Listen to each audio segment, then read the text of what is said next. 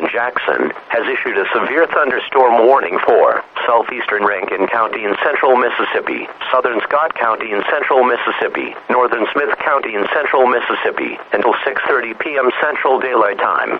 At 5:43 p.m. Central Daylight Time, a severe thunderstorm was located near Jumps and moving east at 35 miles per hour. Hazard, 60 miles per hour wind gusts and quarter-size hail. Source, radar indicated. Impact, hail damage to vehicles is expected.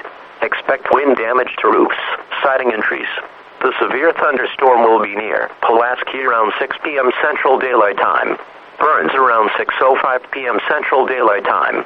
Homewood around 6:10 p.m. Central Daylight Time. Pineville around 6:15 p.m. Central Daylight Time. Other locations in the warning include Polkville. A tornado watch remains in effect for the warned area. Tornadoes can develop quickly from severe thunderstorms. If a tornado is spotted, act quickly and move to a place of safety inside a sturdy structure, such as a basement or small interior room. For your protection, move to an interior room on the lowest floor of a building.